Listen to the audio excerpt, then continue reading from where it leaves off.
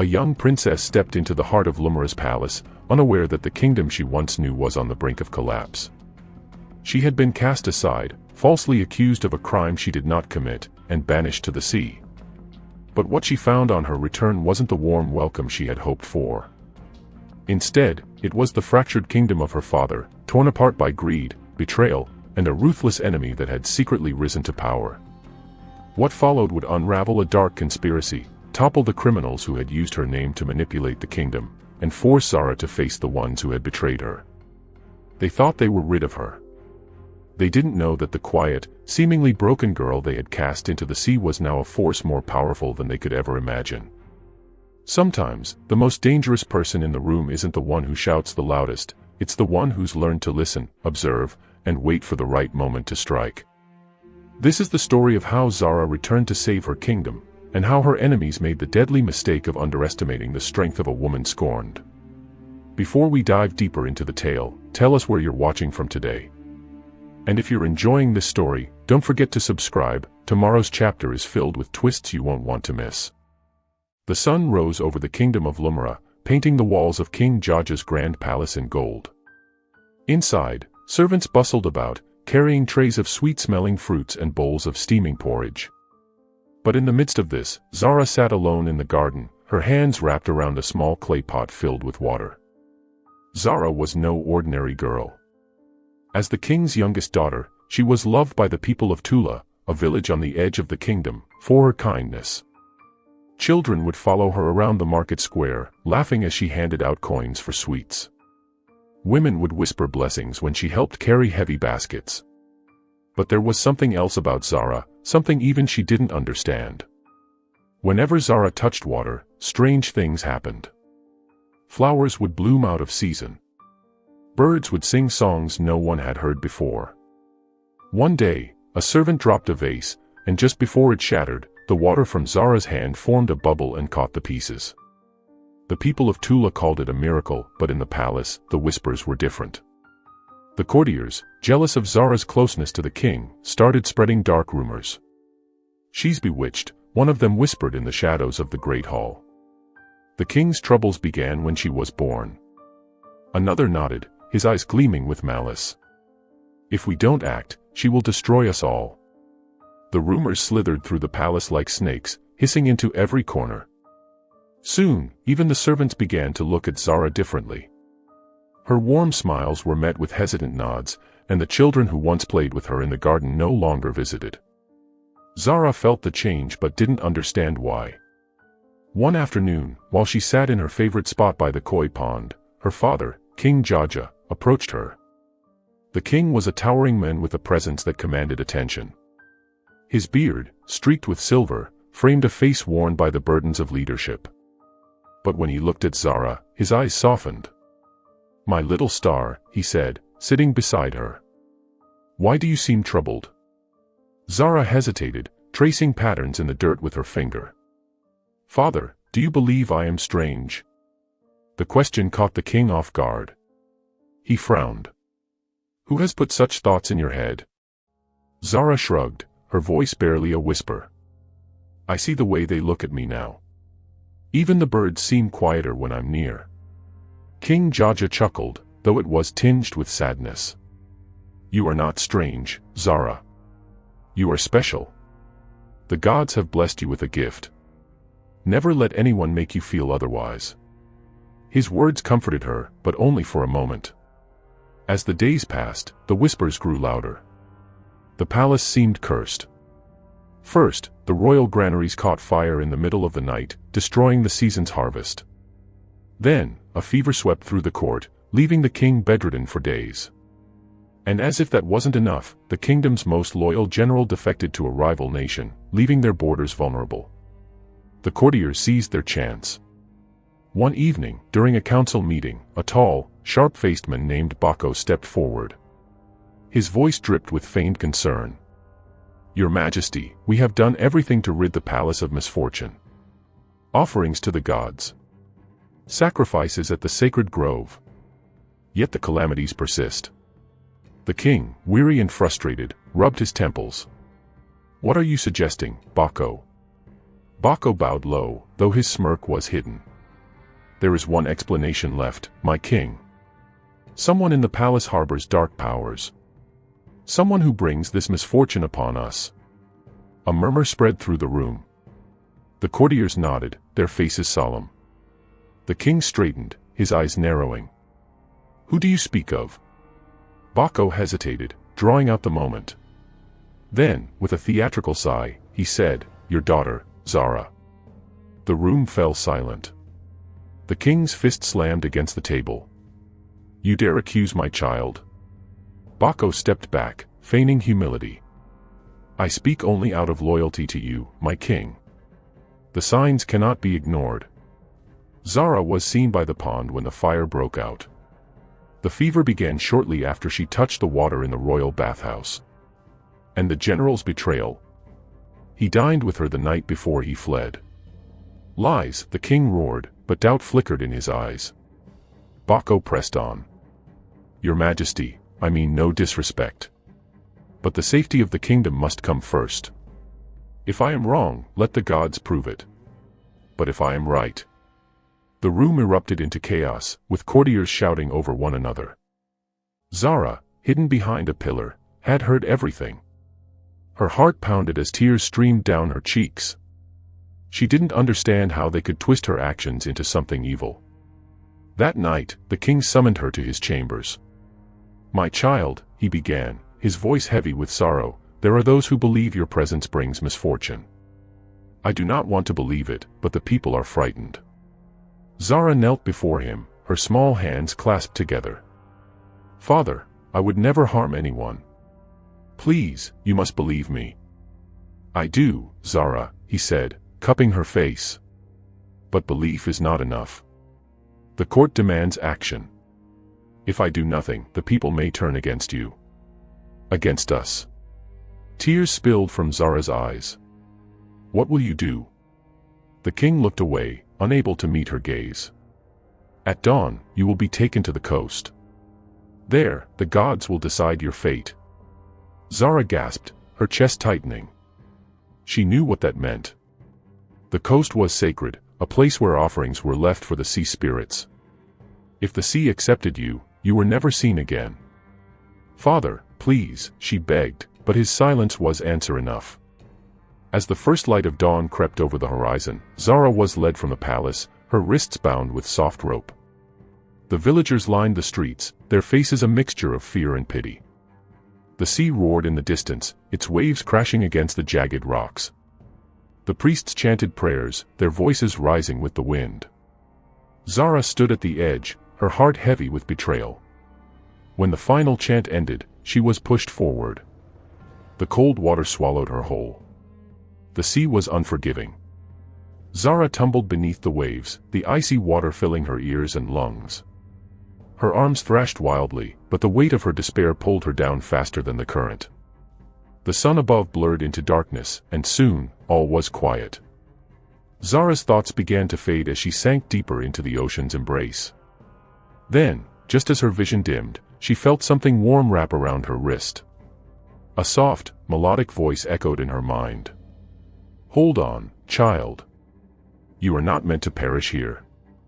A powerful surge of energy coursed through her, pulling her upward.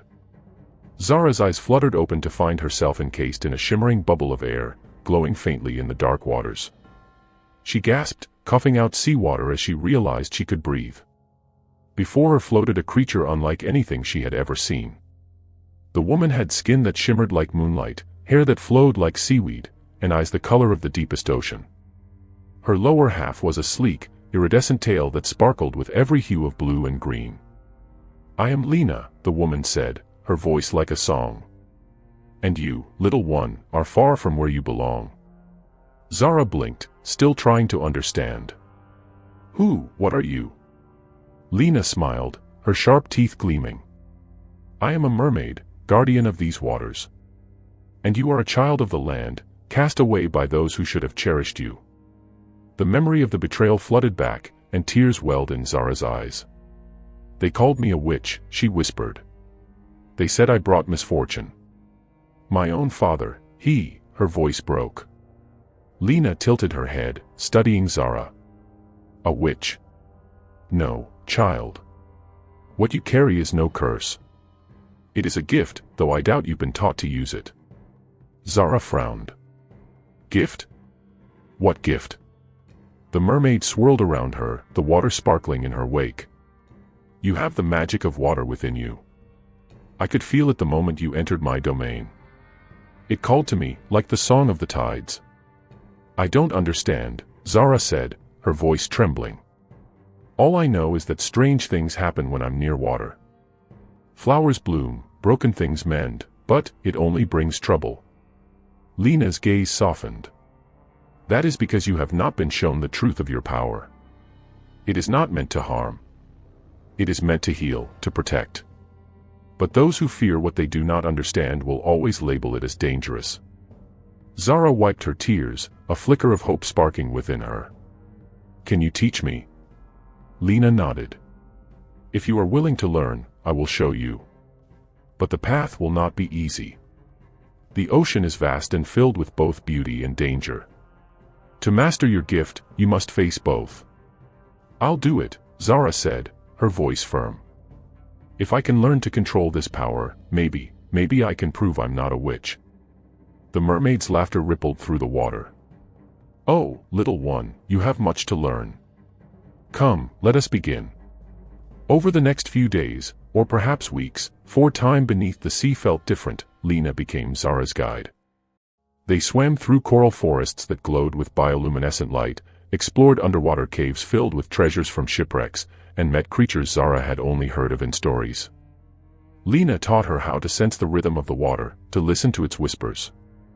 Water remembers, Lena explained one day. Every ripple, every drop, carries a story.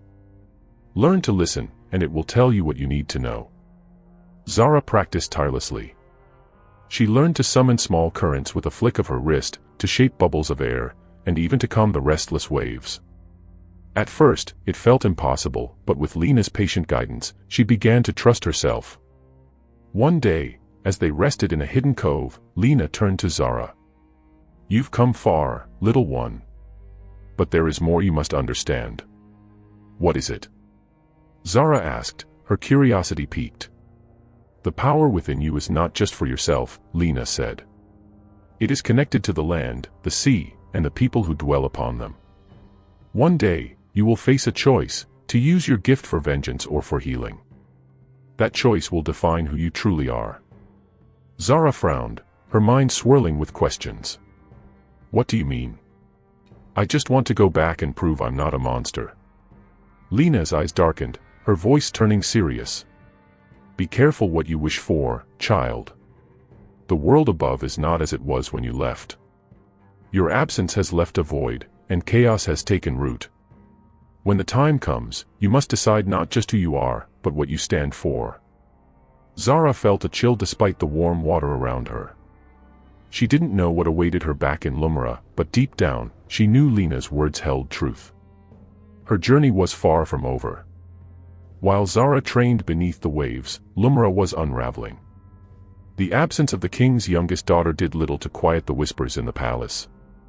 Instead, the accusations against her only fueled a growing fear among the people.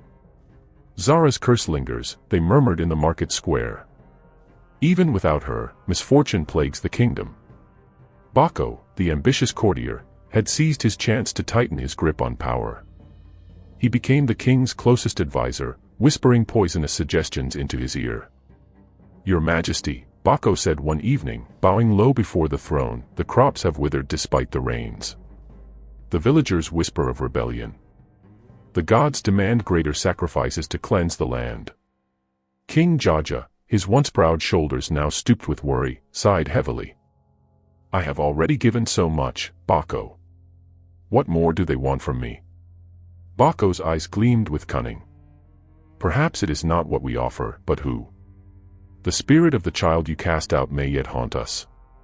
We must purify the palace by any means necessary. The king's face darkened. Though he had ordered Zara's exile, guilt gnawed at his heart. He often dreamt of her laughter echoing through the palace halls, of her small hands clutching his as they walked through the gardens. Enough, he said, his voice sharp. Do not speak of her again. but the damage was done. Bako's words spread like wildfire, fueling unrest. In Tula, the once thriving village near the palace, life had grown harder. Farmers struggled to coax even the smallest crops from the earth. The river that once ran clear and strong now trickled weakly, its waters murky and foul. Among the villagers, Hilda, an elderly woman known for her wisdom, shook her head at the spreading rumors. She sat outside her hut, weaving a basket, when a group of young women approached her. "Hilda," one of them said, her voice trembling, "do you think Zara truly cursed us?" Hilda paused, her gnarled hands stilling. "Zara was no witch," she said firmly. "She had a light about her, a gift the gods themselves gave her. This darkness we face now has nothing to do with that child." "Then why has the land turned against us?" another asked. Hilda's eyes narrowed as she looked toward the distant palace. "The land reflects the heart of its ruler. When a king's soul is troubled, the kingdom suffers. King Jaja's grief and doubt have opened the door to chaos. If he does not find peace, neither will Lumara." Her words sent a ripple of unease through the group. The villagers had always revered the king, but now they began to wonder if he was truly capable of leading them through this storm. Meanwhile, in the palace, Bako's schemes were reaching new heights. He began consolidating power, replacing loyal officials with his own allies. The once united council of elders was now divided, their voices drowned out by Bako's manipulations. The queen, a quiet but observant woman named Maro, grew suspicious. She had watched Bako's rise with unease, and now she saw the cracks spreading through the kingdom. One night, as the king slept fitfully beside her, she slipped from their chambers and made her way to the royal archives. By candlelight, Maro pored over ancient scrolls and texts, searching for answers. Her fingers traced faded ink as she read about the bond between the king and the land, a bond that could only be healed by truth and balance. Her heart ached as she thought of Zara. She had loved the girl as her own, and the pain of losing her still lingered. "If only I had spoken up," she whispered to herself. But it was not too late. Somewhere deep in her heart, Maro felt a faint hope. Zara was not gone forever. Far beneath the waves, Zara felt a strange tug at her chest, as though invisible strings were pulling her toward the surface. She stood on a ridge of coral, staring up at the shimmering light above. "What is it, child?" Lena asked, her voice carrying a note of concern. "I don't know," Zara replied, clutching her chest. "It feels like something is calling me." Lena swam closer, her eyes narrowing. "The bond between you and your land cannot be broken, no matter how far you travel. The kingdom suffers, and it reaches for you." Zara turned to her mentor, her face filled with uncertainty. "I'm not ready to go back. I've learned so much, but I'm still afraid. What if they still hate me?" Lena placed a hand on Zara's shoulder, her grip firm. "Fear is a part of every journey. But remember what I told you, your gift is not for yourself alone. If you choose to return, it must be with the courage to use your power, no matter what they think of you." Zara nodded, though doubt lingered in her heart. The mermaid's words gave her strength, but the thought of facing her father, Bako, and the people who had turned against her filled her with dread. "I will return," Zara said finally, her voice steady. "But I need to be stronger. Teach me more, Lena. Help me prepare." The mermaid smiled, her pride evident. "Very well, little one. The ocean still has much to teach you. Let us begin." Zara's heart raced with anticipation as Lena led her deeper into the ocean's embrace. The waters grew colder and darker, but Zara's fear was slowly replaced with determination. She had come so far since the day she was cast into the sea. She had learned to listen to the whispers of the waves, to call upon the currents to carry her, and to feel the pulse of the ocean as if it were her own heartbeat. For days, they trained, swimming through underwater caverns where the water glowed with strange, ethereal light. Lena taught her the deeper secrets of the sea, how to communicate with the creatures that lived in its depths, how to summon storms, and how to calm the wildest waves. Zara could feel her power growing, a magic as ancient as the ocean itself. One evening, as they sat atop a coral ridge, Lena turned to her with a serious expression. "Zara, you have learned much, but now you must understand the true nature of your gift. You are not just a child of water, you are a bridge between the sea and the land. Your power has the ability to heal, but it can also destroy, depending on how you use it. Zara's brow furrowed in confusion. But I want to heal. I want to help my people. Lena nodded. That is the path of a true leader, Zara.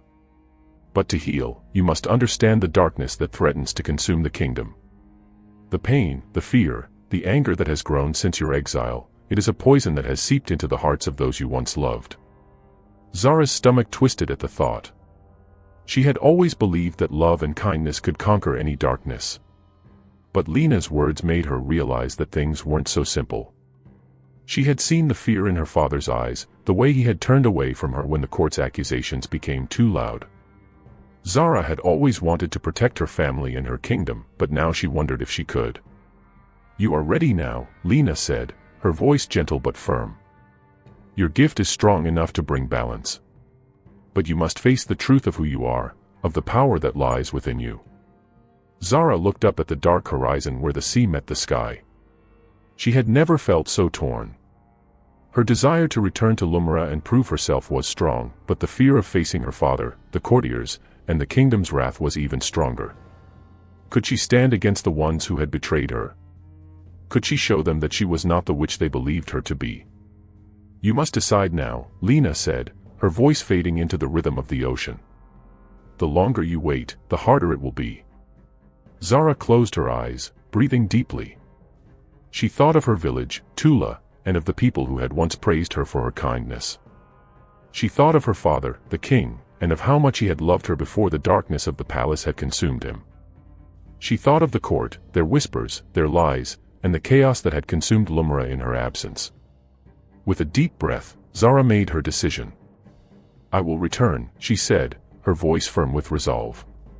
I will show them that I am not a witch. I will heal my kingdom, no matter the cost. Lena's gaze softened with pride.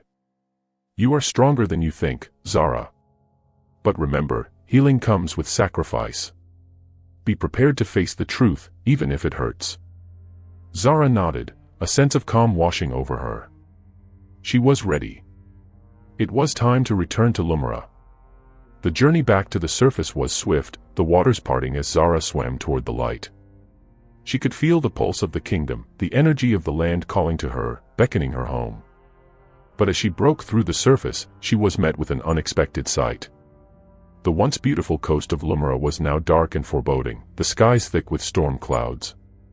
The wind howled through the trees, and the air was heavy with the smell of smoke. Zara's heart sank. The land itself seemed to mourn her absence. She waded through the shallows, her feet sinking into the wet sand, and looked toward the palace in the distance. The great stone walls of King Jaja's home stood tall, but they were cracked and weathered, as though the very structure of the kingdom was crumbling. Zara felt the familiar tug in her chest, the bond between her and her father, the king. She knew she could not wait any longer. She had to face the truth. At the palace gates, Zara was met by a group of guards. Their faces were grim, their eyes filled with suspicion. One of them stepped forward, his hand on his spear. Halt! You are not welcome here. Zara stood tall, her voice steady. I have come to speak to my father. The guard hesitated, glancing nervously at his comrades. Your father? The king has no child. The one who called herself his daughter is no longer of this world. Zara's heart clenched. She had hoped for a warmer welcome, but the pain in the guard's voice confirmed her worst fears. The kingdom was in turmoil, and she had no place here anymore. I am Zara, she said, her voice carrying the weight of all the days she had spent beneath the waves. I am the daughter of King Jaja. And I have returned to save this kingdom from the darkness that has taken root. The guards stepped back, their faces filled with doubt and fear. The child of water, one of them muttered. The one they say is cursed. Zara nodded, standing tall in the face of their fear. Yes, I am the one they call a witch. But I am not what they think. I have come to heal the kingdom. The guard eyed her warily, but he could see the strength in her eyes, the same strength that had once made her beloved by the people of Tula. The king, he is not well. He has fallen into despair. Zara's heart pounded. This was worse than she had imagined. She had to act quickly. I will see my father, she said firmly. And I will bring him back. Zara walked through the grand halls of the palace, her steps echoing in the silence. The once beautiful corridors were now dim and cold, the tapestries faded, the light from the windows muted by the storm clouds outside. The air was thick with an oppressive sadness, as though the very palace itself was grieving. At last, she reached the king's chambers. The guards outside the door stepped aside without a word, and Zara pushed the door open. King Jaja sat slumped in a chair, his eyes dull, his once majestic robes now tattered and stained. He looked like a man who had aged 100 years in the time she had been gone. His face was gaunt, his hands trembling as they rested on the arms of the chair. "Father," Zara whispered, her heart aching at the sight of him. The king looked up, his eyes widening in shock and disbelief. "Zara, is it truly you?" "I have returned, father," she said softly. "I have come to help you, to help Lumara." The king's eyes filled with tears. "I thought I had lost you forever. The kingdom, it is falling apart. I was wrong to listen to their lies. I should have never cast you away." Zara knelt beside him, taking his trembling hands in hers. "It's not too late, father. We can save Lumara together. But you must trust me. You must believe in me." The king nodded, his voice thick with emotion. "I do believe in you, Zara. I have always believed in you." Zara's heart swelled with a mixture of relief and determination as she looked into her father's weary eyes. King Jaja, the man who had once ruled with strength and pride, now seemed a shadow of his former self. The weight of his regret was visible in every wrinkle, every tired line on his face. But Zara knew this was only the beginning. She had to help him reclaim the kingdom, and reclaim the trust of the people. "Father," she said softly, "we don't have much time. The kingdom is falling apart. The people, the land, even the river, it all needs your strength. But you must trust me now, more than ever." King Jaja squeezed her hands, his voice raspy. "I have failed them, Zara. I failed you. I let fear and doubt turn me against my own daughter." He looked down, his eyes clouded with shame. "I listened to those who told me you were a curse, a danger to us all. I let their lies shape my heart, and now our kingdom is paying the price." Zara shook her head, her gaze unwavering. "You weren't the only one who believed the lies. I was the one they cast aside, the one they called a witch. But I am not a curse, father. I have power, water's power, and it's not just for destruction. It can heal. But you must believe in me, in what I can do." The king looked at her, his face full of sorrow and regret. "How can I ever make up for what I've done, Zara? How can I make things right?" Zara took a deep breath, her mind racing as she tried to formulate a plan. She knew the road ahead would not be easy. The kingdom had been poisoned by the courtiers' lies, by the fear that had gripped the hearts of the people. But she also knew that if she could reconnect the land with its rightful balance, everything could be healed. "We start with you," Zara said, her voice steady. "You are the heart of Lumara, father. If your heart is weak, the kingdom will never recover. But if you trust me, if you allow me to help you heal, we can bring the balance back." King Jaja's eyes filled with tears as he looked at her, his voice a whisper. "I am so sorry, Zara. I was blind." Zara smiled softly, her hand on his. "It's not too late. But we need to show the people the truth. We need to show them that the magic I carry is not a curse, but a gift. And together, we can restore the kingdom." As father and daughter sat in the dimly lit chamber, a plan began to take shape. Zara knew that she couldn't simply walk into the palace and demand that the courtiers accept her. No, that would take time. She would need to show them, to prove her worth, her power, not just to the courtiers, but to the people of Lumara. But how? "I can feel the land suffering," Zara murmured, standing and walking to the window. She gazed out at the once vibrant city that now seemed so distant, so broken. The river is weak, the crops withered, the very air is thick with sorrow. This is not just the result of one mistake. This is the result of years of imbalance. King Jaja joined her at the window, his face solemn. The people are afraid. They fear the unknown, and they fear you. They believe you are the cause of all this misfortune. Zara turned to him, her eyes filled with determination. I am the cause of nothing. The imbalance started long before I was cast away. But I can help. I can bring back the rain, the harvest, the joy. But it will take time, and it will take trust. You need to stand with me, Father. Show the people that you believe in me. The king sighed deeply, his shoulders heavy with the weight of his past decisions. I don't know if I can earn their trust again, Zara. I fear it may be too late. Zara smiled, a glimmer of hope shining through her eyes. It's never too late, Father. The people need to see your faith in me. They need to see that you believe in the power of water, the power of healing. And so, with a plan in place, Zara set about showing Lumra her power, not through force, but through the land's own natural rhythms. The next morning, she stood in the palace garden with a single, delicate flower in her hand. The petals were wilted, its life nearly drained. She closed her eyes, her fingers brushing against the petals as she summoned the energy of the water she had come to understand so well. A soft, gentle current seemed to flow from her fingertips, swirling around the flower. Slowly, the petals began to open again, the color returning, vibrant and full of life.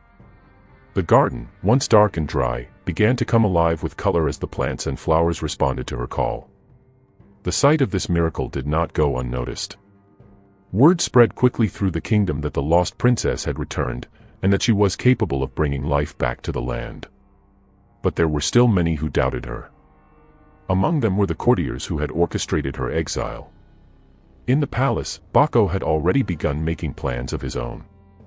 He saw Zara's return as a threat to his newly formed rule, and he would stop at nothing to maintain his power.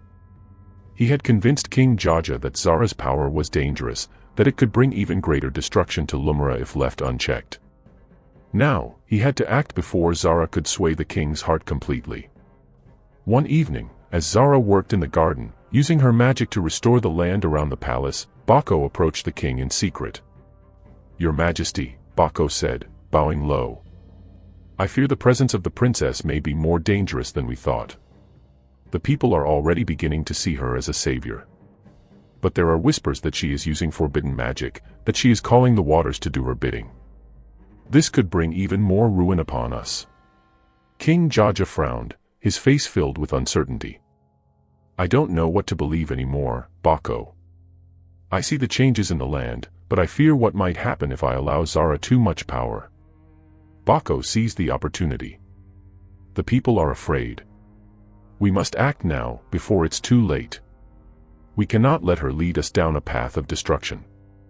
But King Jaja, torn between his guilt and his desire to protect his daughter, could not bring himself to believe that Zara meant harm. I will speak with her, he said quietly. I will see for myself.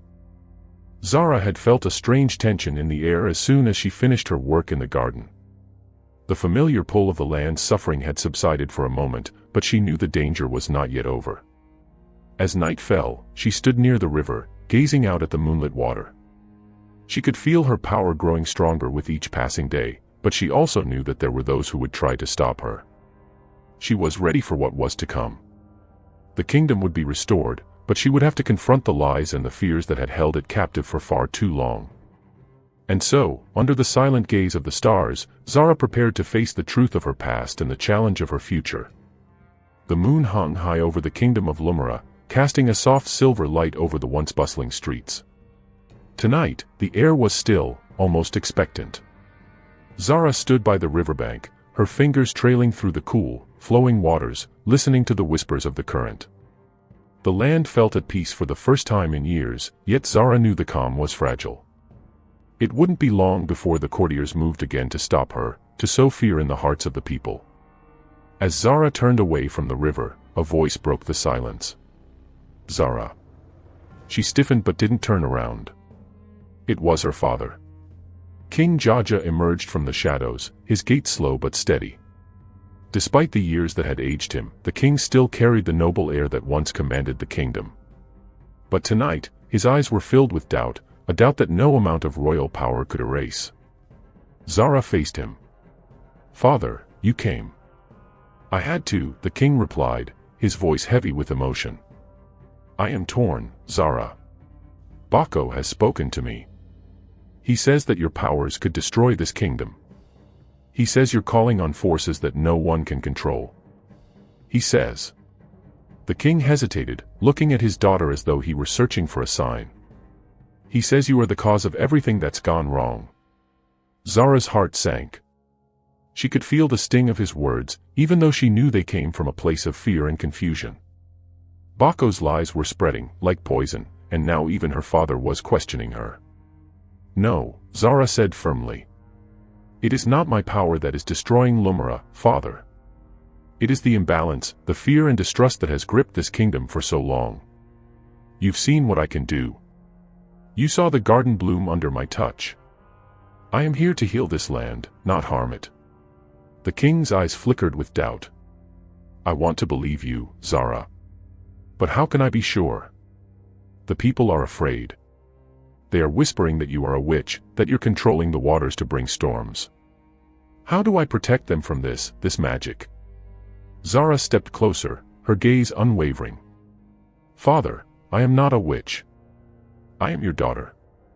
The magic I carry is a gift, one that has been in our family for generations. The waters do not obey me.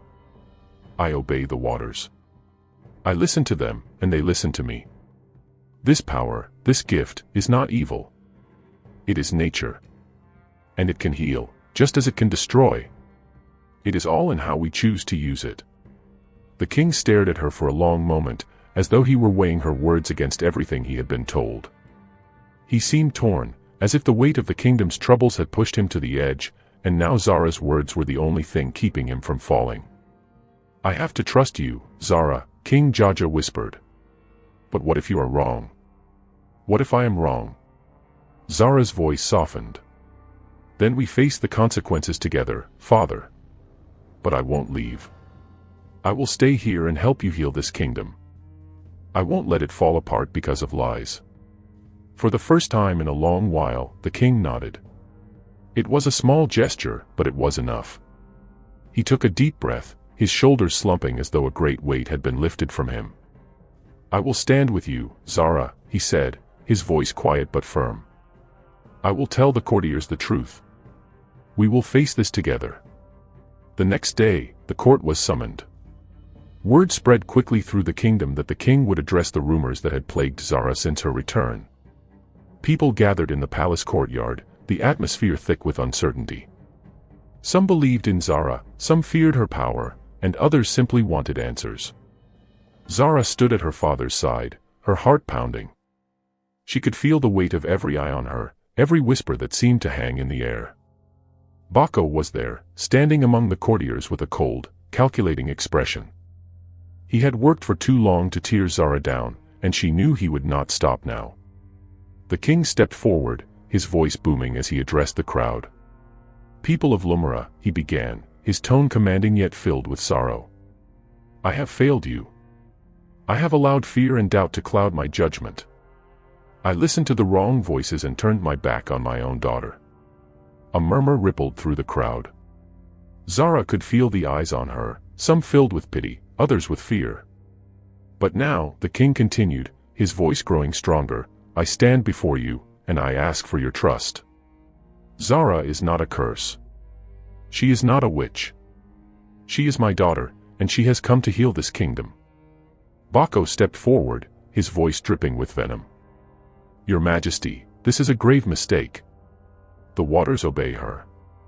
She controls them, calls upon them, and brings storms. We have seen the evidence with our own eyes. How can you trust such power?"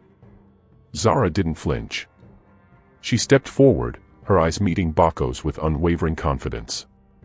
"The only storm I bring is the one caused by fear and distrust. I have no control over the waters, but I have learned to listen to them. I have brought life to the garden, and I can bring life back to this kingdom. Baco sneered, but there was a flicker of uncertainty in his eyes. He had seen Zara's power, felt it, and though he would never admit it, he feared it. The people, however, had not seen enough. They were still afraid. Enough. Zara's voice rang out across the courtyard. She raised her arms, and for a moment, the crowd fell silent. You all know the truth. I have no intention of harming you. The waters do not serve me. They serve the earth. They heal it. And if you allow me to, I will heal Lumara. She closed her eyes and raised her hands to the sky. A soft breeze began to blow, the air around her shifting as if responding to her call. Slowly, the sky began to clear. The storm clouds that had loomed over the kingdom for days began to part, and the sun broke through. The air grew warmer, the scent of the earth returning to life. Zara turned to the people, her voice steady but full of emotion. This is the power of healing. It comes not from control, but from balance. The land, the waters, the sky, they are all connected. If you trust me, if you trust in the balance, I will restore the kingdom to what it once was. For a long moment, there was silence. The people of Lumara stood still, unsure of what to believe. Then, one by one, they began to speak. Whispers at first, then louder, more confident. Some began to nod, others to murmur their agreement. The king, watching from beside Zara, finally spoke. It is true. I believe in my daughter. I believe in the power she carries. And together, we will restore Lumara. Despite the king's words, Zara knew that the fight was far from over. Baco and the other courtiers would not let go of their power so easily. There would be more trials, more battles to face. But for the first time in years, Zara felt a spark of hope. She could see the change, even if it was small. The kingdom was beginning to believe in her again. She turned to her father, a quiet smile playing at the corners of her lips. We are only just beginning, father. We will face whatever comes next together. King Jaja smiled back, the first real smile he had worn in years. Together. The sun had barely risen, casting a soft glow over the kingdom of Lumara. The land, which had long been weighed down by the curse of fear and doubt, was beginning to stir with new life. The crops began to grow tall again, their green leaves swaying gently in the morning breeze. The once dying river now flowed with strength, its waters clear and pure. And yet, despite the miracles Zara had worked, there was still a heaviness in the air, a warning, a reminder that not all was as it seemed. Zara stood at the edge of the palace, gazing at the kingdom she had once called home. It had been only a few days since her father had spoken in her defense, and already there were signs of change. But Zara could feel something deeper, a stirring within her that was both powerful and troubling.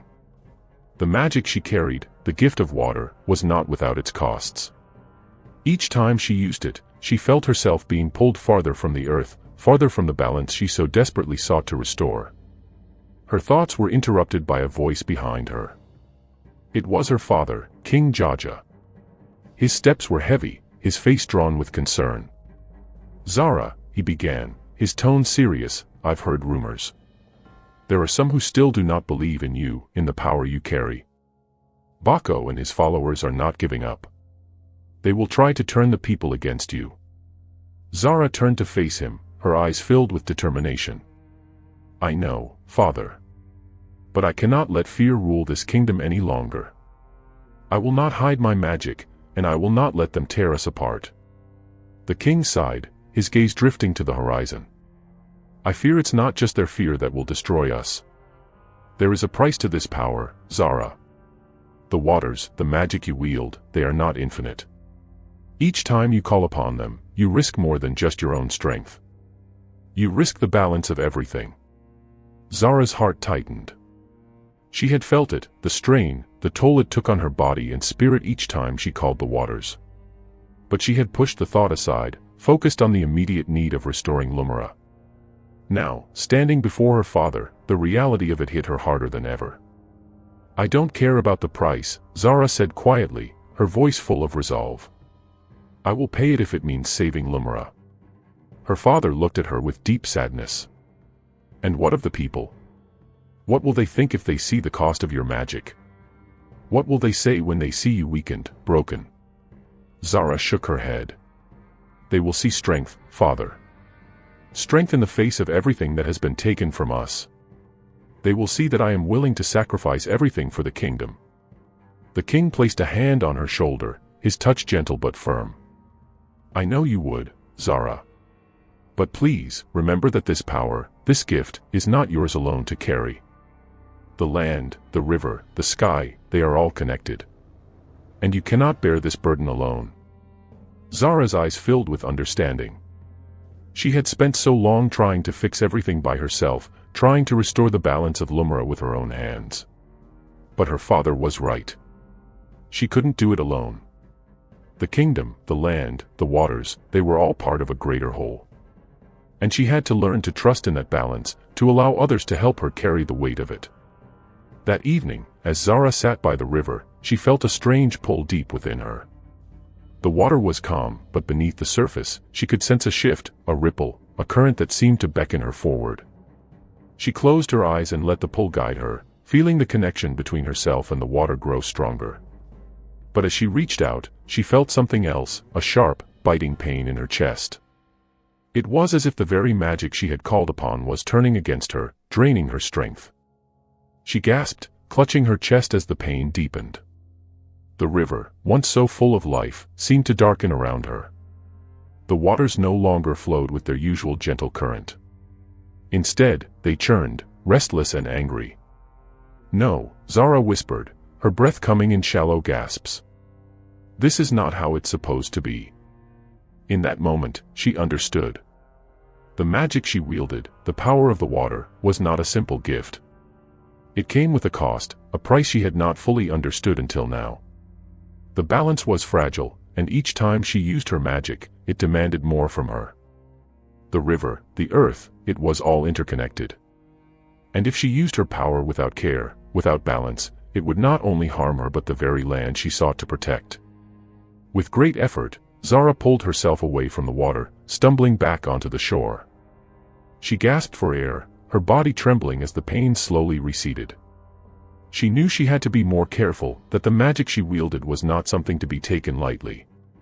But just as she was beginning to recover, a voice broke through the silence.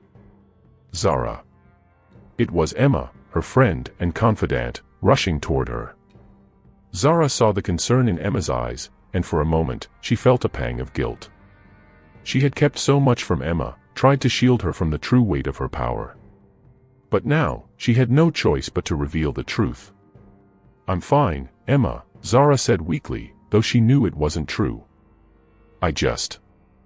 I need to be more careful. Emma knelt beside her, her hands warm and steady on Zara's shoulders. You don't have to carry this alone, Zara. We're all here for you. The people, your father, even the land itself. You're not the only one who feels the pain of imbalance.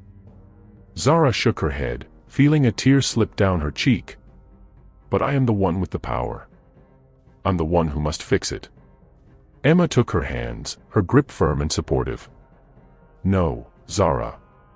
You don't have to fix everything by yourself. You have the strength to bring balance, yes.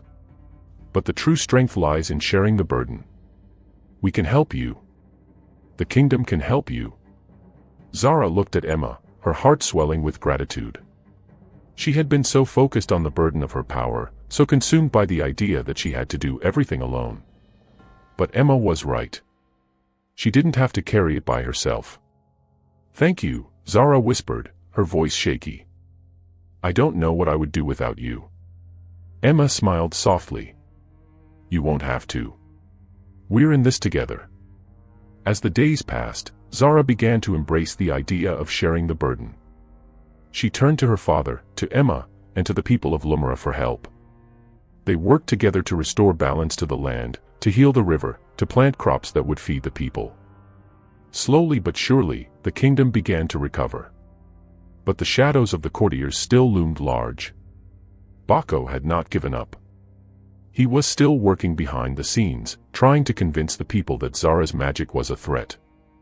The price of her power had not yet been fully revealed to the kingdom, and Bako would stop at nothing to use that fear against her. Zara knew the road ahead would be long and difficult. There would be many challenges to face, many sacrifices to make. But she also knew that she wasn't alone. With her father, her friends, and the people of Lumra by her side, she was ready to face whatever came next. The days that followed Zara's decision to share the burden of her power were filled with hope and hard work. The kingdom of Lumra, once on the brink of destruction, was beginning to heal. The crops in the fields flourished, the rivers ran clear once again, and the skies, once filled with storm clouds, now sparkled with the sun's warm rays. Yet, as Zara worked to restore balance and peace, a new kind of storm was brewing on the horizon, one that threatened not the land itself, but the very heart of Lumra. It had been a week since Zara and Emma had joined forces to heal the kingdom, but Zara could feel the weight of the courtiers' disdain growing heavier with each passing day. Bako had not given up. If anything, he had grown more determined, more cunning in his attempts to turn the people against her. Zara knew that Bako's fear of her magic had driven him to extremes, and he would not stop until he had eradicated her influence entirely. That evening, as Zara and Emma sat in the garden near the river, the wind shifted suddenly.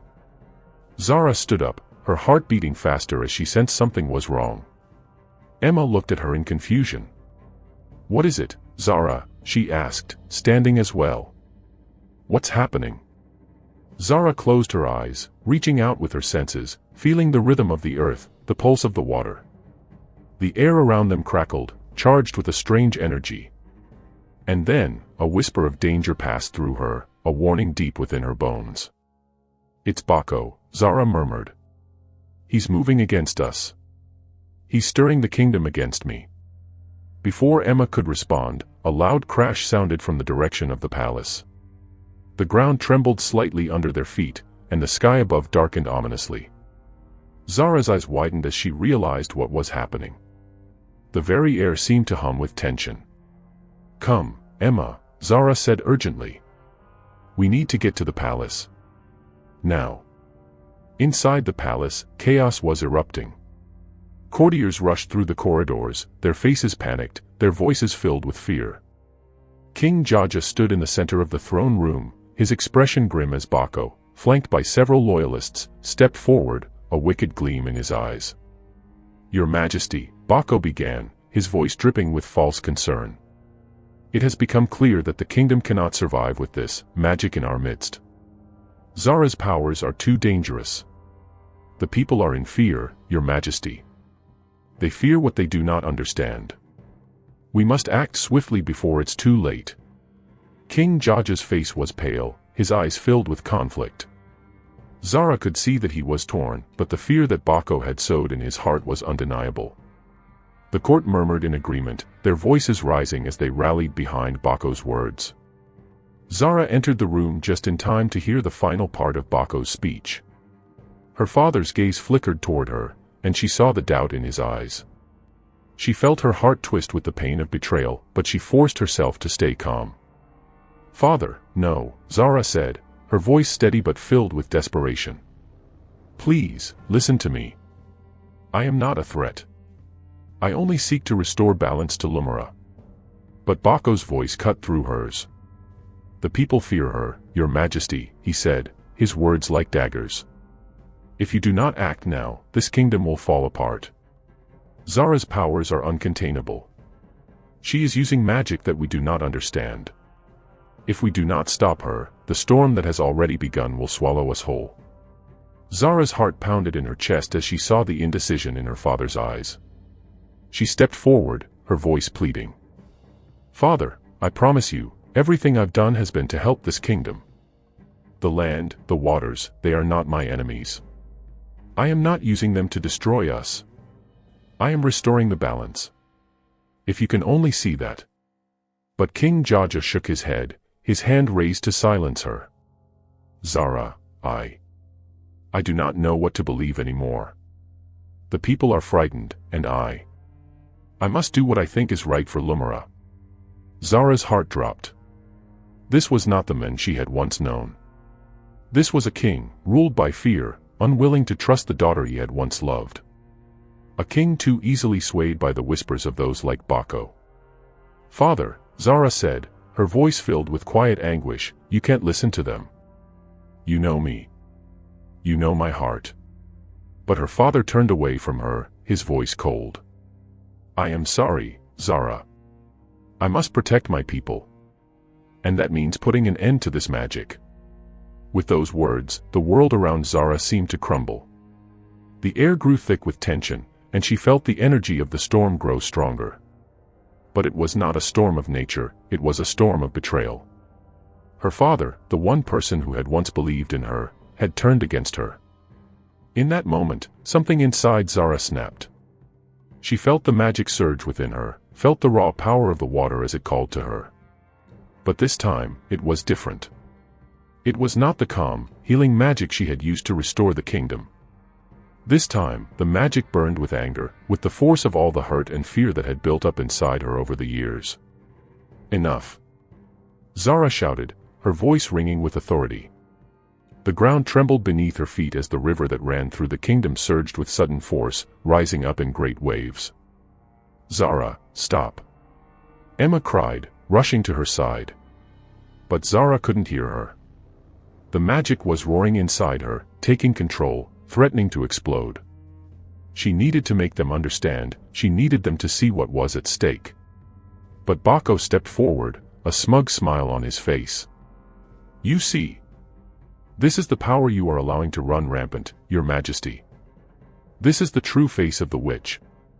"No!" Zara cried, her voice filled with pain. "This is not me. I do not control the waters. The waters listen to me because I listen to them. They are not my weapon, they are part of this kingdom, part of the earth itself." But as she spoke, the magic grew wilder.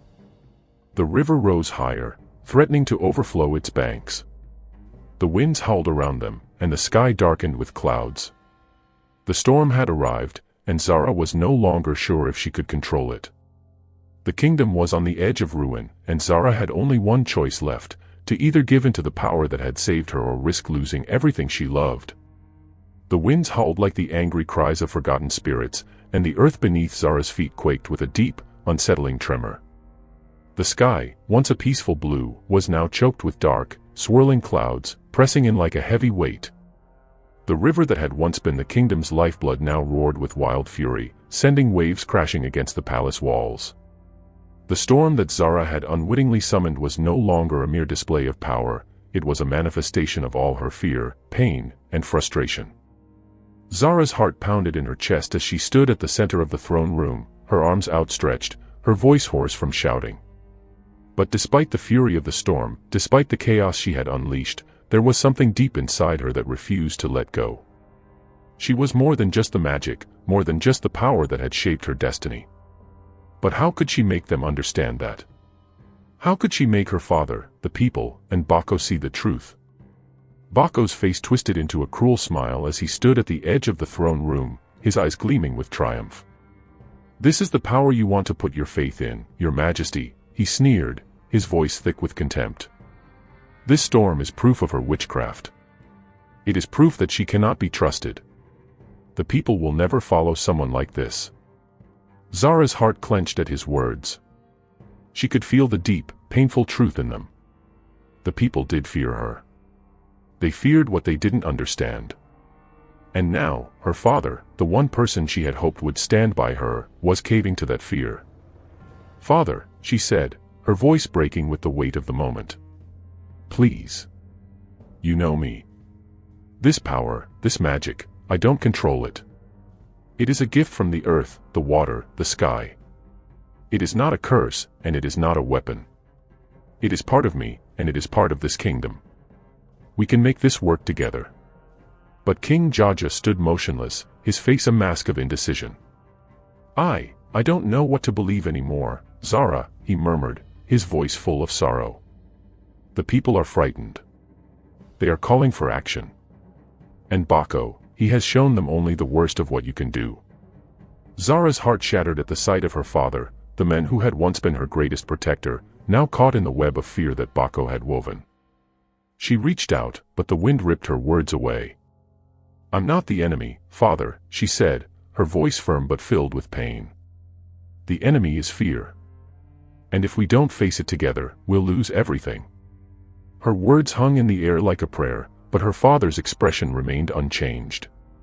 The storm raged around them, each gust of wind stronger than the last, as if echoing Zara's own inner turmoil. She could feel it, the weight of her magic, the deep, gnawing hunger that had taken root in her heart. It was more than the river's fury. It was her own fear, her own frustration, rising to meet the storm. And then, with a sudden surge of power, the river responded to her emotions. The water, which had been churning violently, shot up like a wave of fury, crashing against the walls of the palace. The sky above darkened further, as if the storm was reaching into the very heart of Lumira. The earth beneath Zara's feet groaned, as if it, too, was struggling to bear the weight of the storm. "Zara!" Emma cried, running toward her. "Stop. You're losing control." But it was too late. Zara could feel the power slipping away from her, the magic turning darker, more unpredictable. Her body trembled as the storm reached its peak, the winds tearing at her skin, the water surging around her like a whirlpool. She was no longer just Zara, daughter of King Jaja. She was the storm itself. In the distance, she heard the voices of the courtiers, their cries of fear and panic rising above the wind. The palace was being torn apart by the very magic that had once saved it. Zara could feel the destruction spreading, and a deep, gnawing guilt began to claw at her heart. She had wanted to save her people. She had wanted to restore balance. But now, all she had done was make things worse. "Father," Zara whispered, her voice barely audible over the roar of the storm. "I didn't mean for this to happen." But King Jaja, standing frozen by the throne, finally spoke, his voice filled with sorrow and fear. "Zara, stop. Please. We cannot continue like this. We cannot let this power destroy us." The words hit Zara like a blow to the chest. She staggered back, her vision blurring with tears, as the storm raged on around her. This wasn't the future she had hoped for. She had wanted to bring healing, to restore the balance of the land. But now, all she had done was unleash the very chaos she had tried so desperately to avoid. Just then, a voice called out to her. It was familiar, comforting, and strong. "Zara." She turned, her heart lifting at the sound of the voice. It was Lena, the mermaid who had saved her from the sea. The mermaid's radiant figure emerged from the swirling chaos, her presence like a beacon of calm in the midst of the storm. Lena's voice was clear and unwavering. "Zara, you cannot allow this storm to take over," Lena said, her eyes filled with understanding. "You are stronger than this. You have the power to stop it. You have the power to find the balance again." Zara looked at Lena, her heart aching with the knowledge that the mermaid had been right all along. The power she wielded was not something to be feared, it was something to be embraced, something to be respected. But it could not be wielded in anger or fear. It had to be used with love, with care, and with understanding. Lena extended her hand, her voice gentle but firm. "Come with me, Zara. The magic is part of you, but it is also part of the earth. You must learn to listen to it, to honor it. You are not the storm. You are the balance." Zara hesitated for a moment, the storm still raging around her. But then, with a deep breath, she stepped forward, reaching for Lena's outstretched hand. As their fingers touched, the storm seemed to quiet, the winds dying down and the water receding. Zara could feel the power shift within her, the rage and fear slowly subsiding. She closed her eyes and allowed herself to listen, to truly listen, to the river, to the earth, to the magic that coursed through her. The calm was slow to return, but it came. The wind softened, the water settled, and the storm finally passed. The skies began to clear, and the sun, pale but steady, began to break through the clouds. Zara stood there, breathing heavily, her heart racing. The storm was gone, but the weight of what had happened still pressed down on her. She turned to her father, her eyes filled with regret. "I'm sorry, Father," she said softly. "I didn't mean to hurt you. I just wanted to save Lumira." King Jaja looked at her, his face etched with sorrow, but also a hint of understanding. "Zara," he began, his voice shaky. I was wrong. I was afraid. But you are right. This power, your magic, it is not a curse. It is part of you. And it is part of Lumara. We will figure this out together. Tears welled in Zara's eyes as she heard her father's words. For the first time in a long while, she felt the weight of the kingdom's fears begin to lift. She was not alone. She had her father, Emma, Lena, and the people of Lumara to help her face the challenges ahead. But the storm had not passed without leaving scars. Zara knew that the kingdom's journey was far from over. There would be more battles to fight, more doubts to overcome, and more lessons to learn.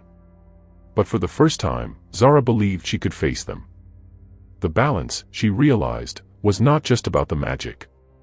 It was about trust. And she was ready to earn that trust, one step at a time. The calm that followed the storm was not immediate peace. It was more like the quiet after a great battle, where the world seemed to hold its breath, waiting for the next move. The skies were clear now, but Zara's heart still carried the weight of everything that had happened, the storm, her father's doubt, the courtier's fear.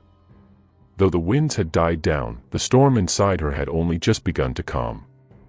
Zara stood before her father, her hands trembling at her sides. The air was heavy with the unspoken words that hung between them. King Jaja's eyes softened as he looked at his daughter, but the lines of worry on his face were still sharp, as if the very responsibility of the kingdom was too heavy a mantle for him to bear. "I should have trusted you, Zara," he said quietly, his voice thick with regret. "But I was afraid. I was afraid of losing the kingdom. Of losing control." Zara felt a pang in her chest at his words. She understood. Her father had always been a man of great strength, a ruler who had worked tirelessly to protect the kingdom of Lumara. But his fear, his doubts, had led him to make choices that had almost torn the land apart. She could see now that he wasn't the enemy, it was fear itself that had clouded his judgment. The fear of the unknown, of the magic that Zara wielded, and of the changes it would bring. "You're not the enemy, father," Zara said softly, her voice steady despite the swirling emotions inside her. "Neither are the people. They are afraid, but I will show them that this magic is not to be feared." Her father nodded slowly, his eyes full of sorrow. "I failed you, Zara. I didn't protect you the way I should have. I listened to the wrong people." For a moment, the two of them stood in silence, each lost in their thoughts. Then, King Jaja spoke again, his voice firmer this time. "Zara," he began, "I need to know. What do you plan to do now? The people have seen your power, and they are afraid. Bako's influence is strong.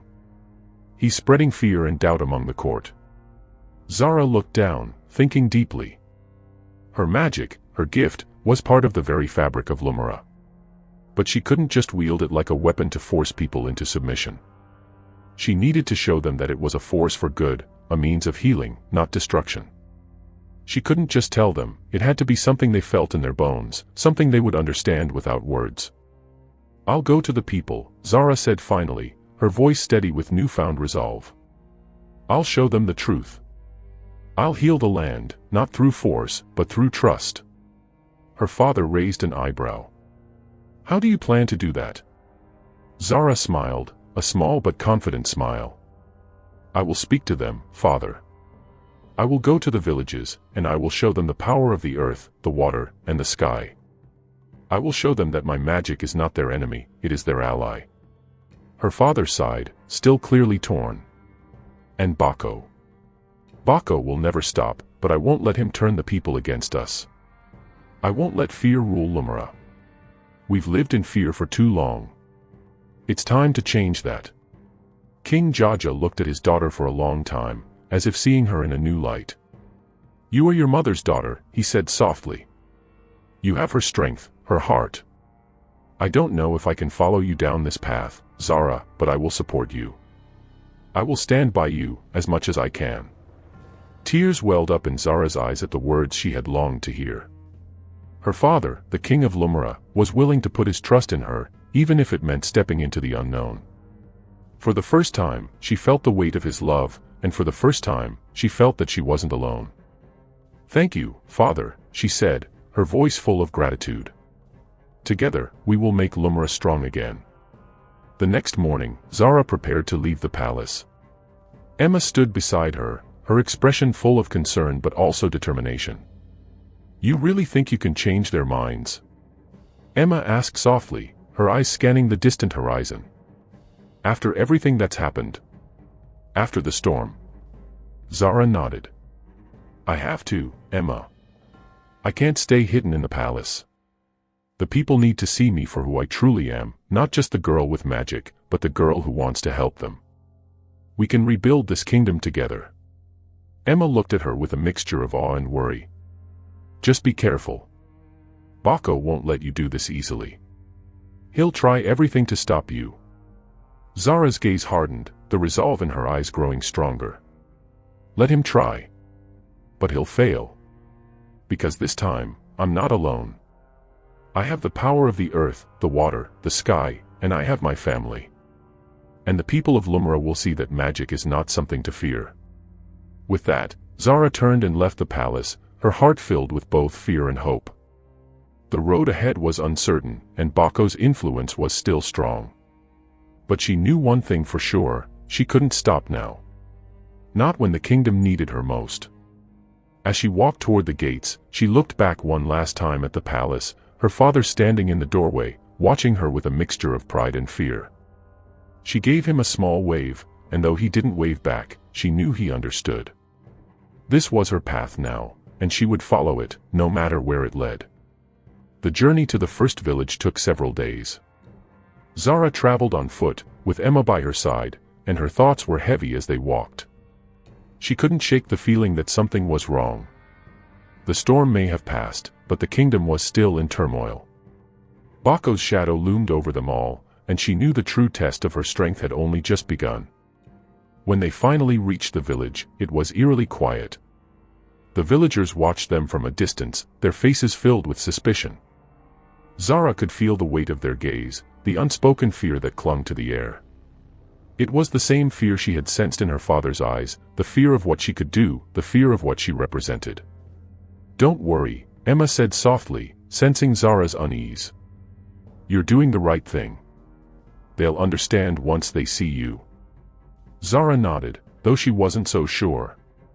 She stepped forward, her heart pounding, and the villagers parted to let her pass. She could hear whispers, hushed voices filled with suspicion, and a few frightened children peeked out from behind their mothers. She stood at the center of the village, her hands at her sides, feeling the cool wind caress her face. It was time to speak, to show them who she truly was. People of Tula, Zara began, her voice strong and clear. I am Zara, daughter of King Jaja of Lumra. I have come to you not as a witch, but as a daughter of the earth. I have come to show you that the magic I carry is not a curse. It is a gift. And I will prove it to you. The crowd shifted uneasily, but Zara didn't back down. She could feel the earth beneath her feet, the river that flowed beside the village, and the air that surrounded them. She closed her eyes and let the magic rise within her, not as a force of destruction, but as a force of peace. As she raised her arms, the ground beneath them hummed with energy. The air grew still, and the river, once churning with doubt and fear, began to calm. Slowly, the villagers' expressions softened. Zara felt the tension in the air begin to loosen, like a knot slowly unraveling. But in the back of the crowd, Zara saw a familiar face, a face that made her heart sink. Baco. He stood in the shadows, watching her, his eyes burning with anger. And she knew that this was only the beginning of a much larger battle. The villagers stood in stunned silence as Zara's magic spread through the village like a whisper. The air hummed with energy, the earth beneath her feet vibrating gently, and the river, which had once been a symbol of their fears, now shimmered with a peaceful glow. The tension that had gripped the village seemed to melt away, replaced by an uneasy calm. Zara's heart swelled with hope. She had shown them, just as she had promised. She wasn't the enemy. She was their ally. The magic she wielded was not something to fear, it was a part of the land itself, a force of healing and growth. But in the back of the crowd, Zara's gaze caught a figure that made her heart skip a beat. There, standing at the edge of the gathering, was Baco. His arms were crossed, and his eyes were narrowed, burning with resentment. Zara's pulse quickened, and a deep unease settled in her stomach. She had known he would be here. She had known he would be watching her every move. Bako was a man driven by power and control, and Zara's magic threatened both. The people had begun to see her for who she truly was, but Bako would never allow that. He would use every ounce of influence he had to stop her from succeeding. Zara took a deep breath, turning her focus back to the villagers, pushing aside the fear that Bako's presence stirred within her. She needed to show them her strength, to prove that she was more than just a girl with magic. She was a daughter of Lumara, a part of their very land. The magic she had unleashed was proof of that. "I understand your fears," Zara said, her voice carrying over the crowd. "But this power is not meant to harm you. It is meant to heal, to bring balance to our land. I am not your enemy." There were murmurs among the villagers, their eyes flicking nervously from Zara to Bako. She could sense the shift in the air, their trust was growing, but it was fragile. Bako's influence was strong, and it would take more than just a demonstration of power to win their hearts. Bako finally spoke, his voice dripping with disdain. "This is nothing but an illusion," he called out, stepping forward from the shadows. "A trick to make you believe that she is something she is not. Do not let her magic cloud your judgment. This is the same girl who summoned a storm and nearly destroyed the kingdom. She is not a healer. She is a danger to us all." The villagers shifted uneasily at his words, their fear rekindling. Zara could feel the change in the air, the weight of Bako's words sinking into their hearts like poison. She had to act quickly before the seeds of doubt took root. "No, Bako," Zara said firmly, her voice carrying a quiet authority. "I did not summon that storm out of malice. I was angry and afraid, yes. But it was not the magic that caused the destruction, it was my own fear. The storm was born from within me, from my pain and my confusion. But I have learned. I have learned that fear is not the answer." Zara's voice rang clear, and the villagers seemed to hold their breath. She felt the power of the earth beneath her feet, the river at her back, and the sky above her. She was no longer just a frightened girl. She was a force of nature, and she would show them that her magic was not something to be feared. "I will not let fear control me, and I will not let it control you," Zara continued. "This power, this magic, is part of us all. It is in the land, in the water, in the sky. And together, we can heal what has been broken." The villagers looked at each other, their eyes filled with uncertainty. Some were beginning to nod, their skepticism beginning to fade. But Zara knew the battle wasn't won yet. Bako was still there, still watching, still waiting for his chance to strike. "I am the one who has been entrusted with the kingdom's future," Bako sneered, his voice sharp and filled with venom. "And I will not let a child, a girl with no understanding of real power, tear it apart." Zara's fists clenched, but she kept her voice steady. "You do not speak for the kingdom, Bako. You speak only for yourself. You have been sowing division and fear for too long. But the people of Lumara are stronger than that. We are united. And we will not be swayed by your lies." Bako's eyes flashed with fury, but before he could retort, Zara raised her hand. The energy in the air shifted, and the ground beneath their feet seemed to pulse with a soft, rhythmic beat, like the heart of the earth itself. Zara could feel it, the pulse of the kingdom's magic, a connection to the land that ran deep beneath the surface. She closed her eyes for a moment, focusing on the energy, the life force of Lumara. Then, with a deep breath, she let the magic flow through her. The air around her shimmered with a faint glow, and the earth beneath the villagers' feet seemed to hum with life. The river beside them rippled gently, its waters now clear and calm. Zara opened her eyes and looked at the villagers, her voice soft but full of conviction. "This is not my magic alone. It is the magic of the land, the magic of the people. It is a gift we must learn to share, to respect. We can heal Lumara together." For a moment, there was complete silence. Then, slowly, the villagers began to nod.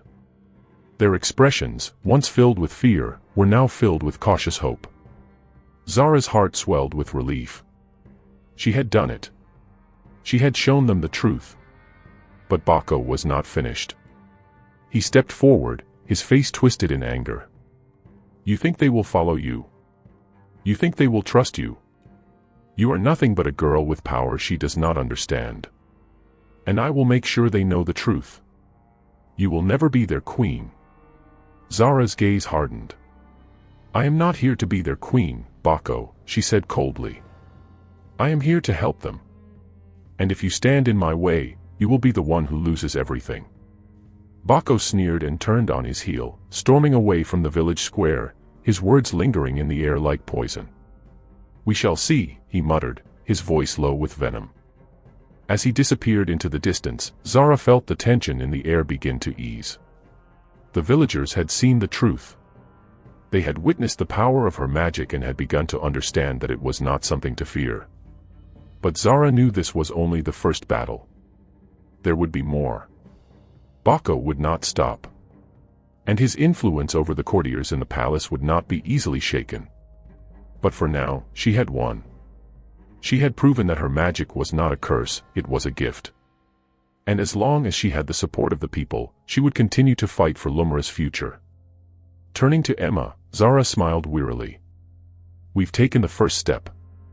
Emma smiled back, her eyes full of pride. And we'll keep going, no matter what comes next. The days following Zara's demonstration in Tula were filled with both triumph and uncertainty. While the villagers had begun to see her magic in a new light, the shadow of Bako still loomed large over the kingdom. He was a man who thrived on fear, and Zara knew that no victory was ever truly won as long as he still had the power to sow doubt and distrust. As she traveled from village to village, her resolve grew stronger, but so did the challenges she faced. The word of her action spread quickly across Lumira, and with it, whispers of both admiration and fear. Some villages welcomed her with open arms, eager to learn and to trust in the magic she carried.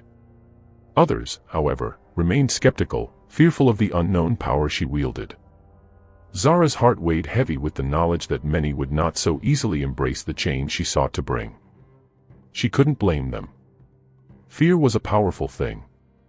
It made people believe in things that weren't true. It made them do things they would later regret. But Zara couldn't afford to focus on the fear. She had a kingdom to heal, and a path to pave, a path that would eventually lead to the truth.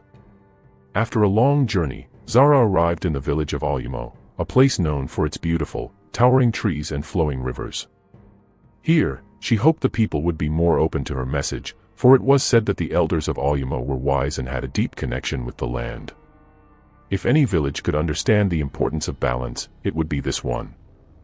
As Zara and Emma entered the village, they were greeted with curious stares from the villagers, who gathered in small groups near the center of the village. Zara could see the hesitation in their eyes, an uncertainty that mirrored the feelings of the people in the other villages she had visited. They, too, were afraid. And somewhere, hidden beneath that fear, Zara could sense the subtle influence of Bako. His lies were far-reaching, and they were taking root, feeding the very distrust she had come here to dispel. I don't know if this is going to be any easier, Emma said softly, her voice filled with concern. The people are already wary, Zara. Bako's influence has spread far. Zara nodded grimly. I know. But I can't give up. We have to do this, Emma. We can't let fear win. Together, they made their way toward the central gathering area, where the elders of Ayumo had assembled to meet her. The elders sat in a semicircle, their faces lined with wisdom and experience, though their eyes were wary. Zara could feel the weight of their scrutiny as they watched her approach. One of the elders, an older woman with a silver-streaked braid and piercing eyes, spoke first. Zara, daughter of King Jaja, we have heard much about you. We have heard of your power, your magic. But we have also heard whispers of fear. Some say you are the cause of the storm that nearly destroyed the kingdom. Others say you are the harbinger of disaster. Zara's heart sank at the words, but she refused to let the fear in her chest show. I understand your fear, she said calmly, her voice steady. But I am not the cause of the storm. The storm was born of my fear, my confusion. But I have learned. I have learned that fear only breeds destruction. The magic I carry is not to harm, it is to heal, to bring balance to the land. But the land, and the people must be ready to receive it. The elder raised an eyebrow, her expression skeptical but not unkind. And how can we trust you, child? How can we know that your magic is not something to fear? Zara took a deep breath, feeling the pulse of the earth beneath her feet. She closed her eyes for a moment, letting the magic flow through her. The air grew still, and the soft rustling of the trees seemed to quiet as if the very land was listening. I cannot make you trust me with words alone, Zara said, opening her eyes and looking directly at the elder. But I can show you. She extended her hands toward the ground, and the earth beneath them trembled softly. The trees that surrounded the village began to sway, their leaves rustling as if in greeting. The river, which had been slow and calm, began to ripple with life, its waters flowing faster, clearer, as if responding to Zara's call. Zara closed her eyes again, focusing on the energy around her. She could feel the land, the water, the sky, all of them were alive, connected, and waiting. With a soft exhale, she allowed the magic to spread outward. Flowers began to bloom in the soil beneath her feet, their vibrant colors filling the air with a sweet fragrance. The once still trees began to hum with life, their branches reaching toward the sky in a slow, graceful dance. When she opened her eyes again, the villagers were staring in awe. The elder's gaze softened, and Zara could feel her wariness beginning to lift. This is no ordinary magic, the elder said quietly. It is the magic of the earth itself. The magic of life, of growth, of renewal. Zara nodded, her heart swelling with pride. Yes. This magic is a part of the land, a part of us all. I am not a witch. I am not a destroyer. I am a healer, and I want to help restore balance to this kingdom. The elder remained silent for a long moment, her eyes studying Zara carefully. Then, at last, she spoke. We will need time to consider what you have shown us, Zara. But there is no denying the truth of what we have seen today. The magic you wield is real. And it may very well be the key to the future of Lumara. Zara's heart leapt with hope, but she knew better than to be complacent. This was just the beginning. There were still many more villages to visit, and still more fears to overcome. Bako's influence was not easily broken, and his schemes would not stop here. But Zara was determined. She had come this far, and she would go even further.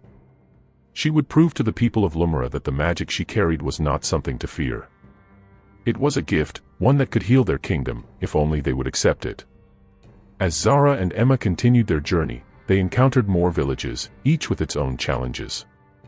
Some were skeptical, but Zara's unwavering faith in her magic and her message began to win over hearts. Slowly but surely, the people of Lumara started to see that Zara's gift was not a curse, but a blessing. But Bako was never far behind. His whispers spread like wildfire, and every victory Zara earned felt fleeting.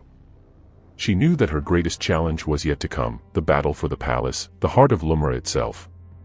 And with that thought, Zara's resolve only strengthened. She would not let fear win. She would return to the palace and face her father, face the courtiers, and face Bako. She would fight for the future of Lumara, no matter the cost. The journey to the palace was long, and each step felt heavier than the last. Zara had known that her return to the heart of Lumara would not be easy, but the weight of it now seemed more daunting than she had ever imagined. As they traveled, the kingdom's landscape changed from the peaceful, vibrant villages she had visited to the imposing stone walls and grand gates of the palace. Zara could feel the eyes of the people on her as they passed, some filled with hope, others still shadowed with doubt. As they approached the palace gates, Zara felt a deep unease. She had not set foot in the palace since the day she was cast out. The memories of her father's harsh words and the betrayal of the courtiers still stung, and the palace, once a symbol of her home, now felt like a fortress of isolation. "Do you think the people here will listen to you?" Emma asked quietly, walking beside her. Zara hesitated, her thoughts swirling. "I don't know. Bako has his hold on the palace, on the courtiers, and even my father. But I can't run from this. The people are counting on me. The kingdom is counting on me." The palace loomed ahead, its high walls and towering spires casting long shadows over the courtyard. Zara could see the guards at the gates, their eyes wary as they watched her approach. She straightened her shoulders, drawing on every bit of courage she had. She was no longer the girl who had been cast into the sea. She was stronger now, more in tune with the magic she carried, and she would not be turned away. "Zara of Tula," one of the guards called out as they reached the gates. "You have no right to be here. Turn back now." Zara's gaze hardened. "I've come to see my father, King Jaja. I've come to restore peace to Lumara." The guard hesitated, uncertainty flickering in his eyes, but then he stepped aside. "Very well. Enter." The gates creaked open, and Zara and Emma stepped through. The palace was as grand as Zara remembered, though it felt colder now, like an empty shell. The courtyards were quiet, the halls echoing with the sounds of footsteps that reverberated off the stone walls. It was too quiet. Zara could feel the tension in the air, thick and suffocating. They made their way to the throne room, where the court gathered to hear matters of the kingdom. Zara could already sense Bako's presence. His influence was like a shadow, darkening everything around him. When they reached the doors of the throne room, Zara paused, her hand resting on the cool wood. She could hear her father's voice inside, stern and commanding. But there was something else, something she couldn't quite place. The atmosphere was thick with unease. With a deep breath, Zara pushed the doors open, stepping into the throne room. The courtiers were gathered, and at the far end, sitting upon his golden throne, was King Jaja. His face was weary, his eyes tired, as if the weight of the crown had become too much for him to bear. At his side stood Bako, his eyes cold and calculating as he watched Zara's every movement. Zara's heart skipped a beat. She could feel his gaze digging into her, a reminder of the battle she had yet to win. "Father," Zara called out, her voice steady, though her heart raced. "I've come home." King Jaja's eyes flicked toward her, his face unreadable. "You have returned, Zara. But why? After everything that happened, why would you come back to this palace, to this kingdom that cast you away?" Zara's throat tightened at the words, but she forced herself to speak. "Because I believe in this kingdom. Because I believe that Lumara can be healed. I've learned the truth about my magic, Father. It's not a curse, it's a gift, one I want to share with our people." Bako sneered from his place at the side, his voice dripping with malice. "You think that magic can save Lumara? That a girl, an outcast, can bring peace to a kingdom torn apart by chaos? You are nothing but a danger, Zara." Zara stood tall, refusing to let his words cut through her. "I've already shown the people the truth. I've already healed the land. The storm that you say I caused was born from fear and anger, not from the magic I carry. But it's time for Lumara to heal. And I will do whatever it takes to make sure it does." Bako's face twisted in contempt. "Do you truly believe that your magic can fix everything? That you, a mere girl, can fix what has been broken for years? You have no place here, Zara." Zara's eyes narrowed, and for a moment, she felt the full weight of the kingdom's fear pressing down on her. But then she remembered the villages she had visited, the people who had seen her magic for what it was. She wasn't just fighting for her place in this palace. She was fighting for Lumara's future, for the people who had believed in her. Turning to face her father, she spoke with a quiet authority. "You've been misled, Father. Bako has fed you lies, and they have poisoned your judgment. The kingdom is suffering because of the choices that have been made. You cannot let fear rule us any longer." There was a long silence, and Zara could see her father's face soften, his eyes clouded with uncertainty. For a moment, it seemed as if he might speak, but before he could, Bako stepped forward, his voice sharp and commanding. "You will not take this kingdom from me, Zara," Bako growled. "You will not destroy everything I've built. You are nothing but a threat to the future of Lumara." Zara's heart pounded, but she didn't flinch. "You are the one who threatens Lumara, Bako. You've sown fear and division, and now the people are paying the price. But that ends today." The courtiers murmured amongst themselves, their expressions torn between fear and awe. Zara could feel their doubt, their hesitation, but she refused to back down. She would not let Bako's lies go unchallenged. With a deep breath, Zara stepped forward, her hands raised to the air. The magic that flowed through her, the magic of the land and the rivers, began to hum, the energy crackling in the air.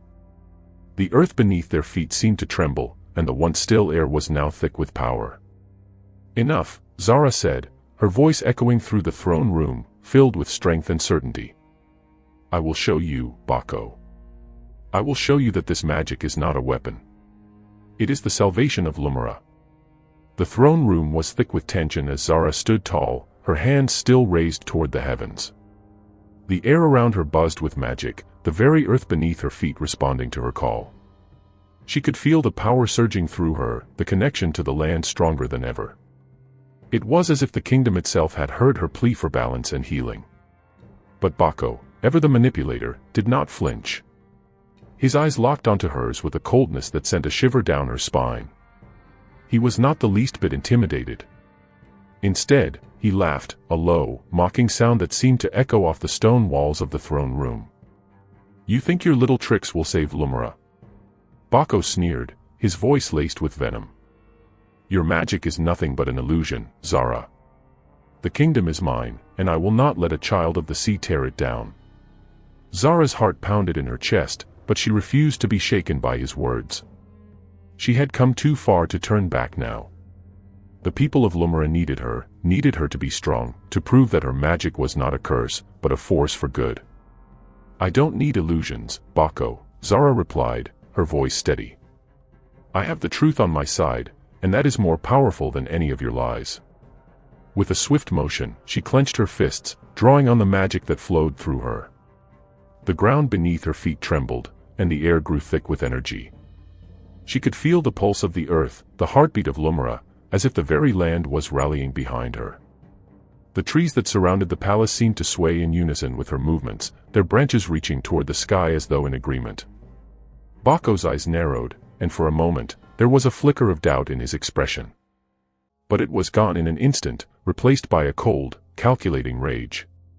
He stepped forward, his hand outstretched as if to strike, and for a brief moment, Zara felt the full weight of his hatred. "You dare challenge me," he hissed, his voice low and dangerous. "You are nothing. A mere girl with nothing but empty promises and foolish dreams."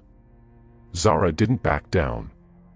She stepped forward, her body glowing with a soft, radiant light as the magic surged through her, the power of the land and the sea merging within her. With a sharp motion of her hand, she sent a wave of energy crashing toward Bako, the force of it shaking the throne room as it collided with him. The blast was not one of destruction, but of pure force, a wave that was meant to push, to create distance. Bako staggered back, his expression one of surprise and fury. He hadn't expected her to be so strong. "That's enough," Bako shouted, his eyes blazing with fury. "You are a fool, Zara. You think you can stand against me? I will crush you and everything you stand for." With a growl, Bako raised his own hand, and the air seemed to crackle with dark energy. Zara could feel the pull of his magic, a twisted, chaotic force that sought to bend everything to his will. She had seen this magic before, dark, corrupting, meant to manipulate and control. It was the kind of magic that fed on fear and anger, that sought to destroy rather than heal. But Zara was not afraid. She knew that she had something stronger, something that could counter Bako's darkness. She was the daughter of both the land and the sea, a keeper of balance. Her magic was not born from fear, but from love, love for the kingdom, love for her people, and love for the earth itself. With a fierce cry, Zara released the full force of her magic. The energy swirled around her like a storm, wild and free. The trees outside the palace began to bend toward her, their roots digging deep into the earth, as if drawing power from the very core of the land. The river nearby swelled and surged, the waters rising as if to answer her call. Bako's magic collided with hers, the two forces clashing in a violent storm of light and dark. The throne room shook as the battle raged, the walls cracking under the strain of the opposing forces. Zara could feel Bako's magic pushing against hers, but she held firm, her eyes focused and determined. "Your darkness will not win, Bako," she shouted, her voice carrying over the chaos. "I will fight for Lumara, for my people, for the future." Bako's eyes blazed with fury, but even as he pushed harder against her, Zara could see the cracks forming in his resolve. His magic was unstable, fueled by his greed and hatred. It was strong, but it lacked the balance and harmony that Zara's magic had. Her magic was not just power, it was a connection to everything around her, a connection that Bako could never understand. With one final, forceful motion, Zara released all of her magic in a brilliant burst of light. The throne room erupted in a blinding flash, the air crackling with energy as the two forces collided in a final, explosive clash. When the light faded and the dust settled, Zara stood tall, her magic swirling around her like a protective shield. Bako, however, was on his knees, his hands trembling as he struggled to regain his composure. His eyes were wide with disbelief, and for the first time, Zara saw fear in them. You cannot defeat me," Bako whispered, his voice shaking. Zara took a step forward, her heart heavy with the weight of what needed to be done. "I don't want to defeat you, Bako. I want to heal this kingdom. But you've chosen the wrong path. And because of that, you will fall." The courtiers watched in stunned silence, their faces a mixture of awe and fear. The truth was clear now, Bako's reign of manipulation and fear was over. Zara had proven herself not just to them, but to herself. She had the power to change Lumira, and she would do so, no matter the cost. Turning to face her father, Zara spoke softly. "Father, it's time to let go of the lies. It's time to bring peace to Lumira." King Jaja, who had been silent throughout the confrontation, finally stood, his eyes searching Zara's face. The weight of the moment hung between them. For a long time, he said nothing. But at last, his voice broke the silence. "You are right, Zara," he said, his voice heavy with regret. "I have been blinded by fear. I have allowed myself to be misled. But no more. Lumira needs you. And I will help you heal this kingdom." Zara's heart swelled with a mixture of relief and determination. It was not the end, there was still much to be done. But it was a beginning. And for the first time in a long while, Zara felt a flicker of hope. The throne room, once filled with tension and the crackling of dark magic, now seemed eerily quiet. Zara could feel the weight of her victory settling on her shoulders, but it was a victory that felt more like a beginning than an end. The courtiers, still stunned by the power they had witnessed, exchanged nervous glances. No one moved, no one spoke. Even the air seemed to hold its breath, waiting for the next move. King Jaja, still standing, turned slowly toward his courtiers. His voice, when it came, was heavy with authority and regret. "It is clear now that I have been blind," he said, his words echoing through the chamber. "Blinded by fear, by power, and by my own arrogance. But this kingdom, our kingdom, belongs to the people. It belongs to those who still believe in its heart. We must heal, not by force, but by truth and love." There was a long pause, and Zara could see the uncertainty in her father's eyes. For so many years, he had ruled with a firm hand, unwilling to see beyond the shadows Bako had cast. Now, his heart was heavy with the realization that his decisions had caused deep wounds to his kingdom.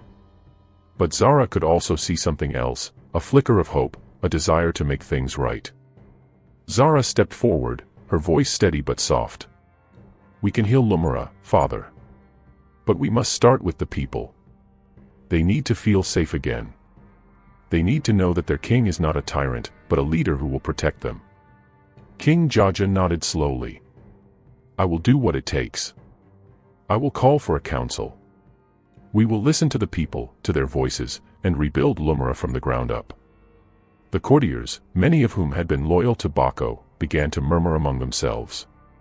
Some were fearful, others uncertain. They had seen the power of Zara's magic, and they knew that things had changed. They could no longer afford to remain silent or complicit in the kingdom's suffering. Zara's eyes scanned the room, looking for those who might still be loyal to Bako, those who had followed him for the sake of power.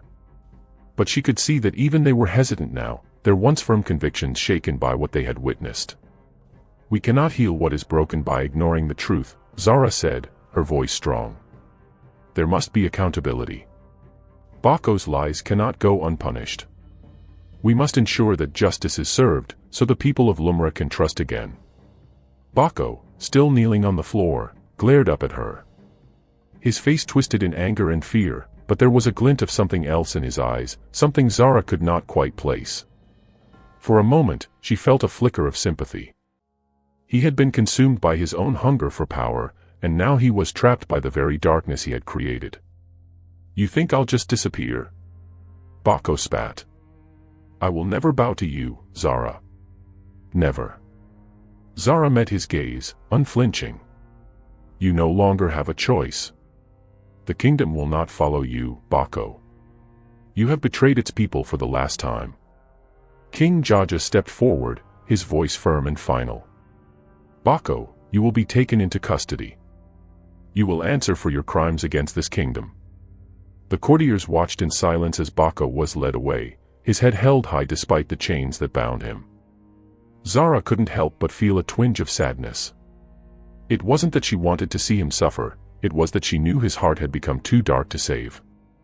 His pride, his ambition, and his greed had driven him to this point, and there was no turning back. As Bako was escorted from the throne room, Zara turned back to her father. "We can begin now. But we must move quickly. The people are waiting. They are hungry for hope, father." King Jaja nodded, his expression weary but resolute. "I will call for a gathering of the elders. We will listen to the voices of the people. The work of healing must begin at once." Zara felt a sense of calm wash over her. The battle had been won, but the real work was just beginning. She could feel the pull of the land, the rivers, and the sea calling to her. She had to honor her connection to the earth, to the magic that had been with her all along. The healing of Lumra would take time, but it would come, one step at a time. As Zara left the throne room, Emma fell into step beside her. "You did it," Emma said, her voice filled with awe. "You really did it.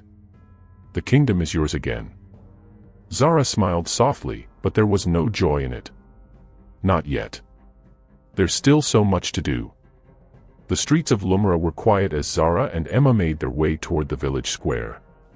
People watched them from their homes, their eyes filled with curiosity and wariness. The kingdom had been broken, but it was not beyond repair. The people needed time to believe in the change Zara was promising. "We need to show them that change is possible," Zara said quietly. "We need to show them that Lumra can be a place of hope again." Emma nodded. "And we will. Together." As they walked, Zara felt the weight of the responsibility settling on her shoulders. It was not just about the throne, or the courtiers, or even Bako, it was about the people of Lumra. It was about rebuilding trust, about healing the wounds that had been caused by years of fear and division.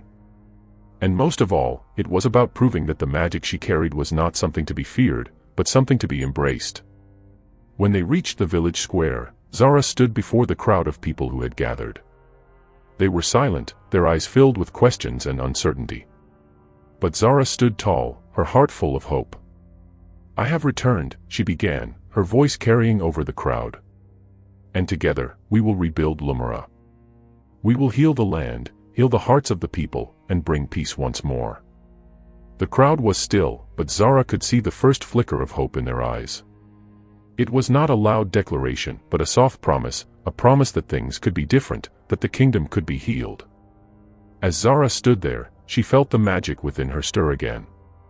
It was as if the land was responding to her words, to her promise. The earth beneath her feet seemed to hum, the air warm and alive with possibility. Lumra was broken, but it could be mended. And Zara was ready to do the work.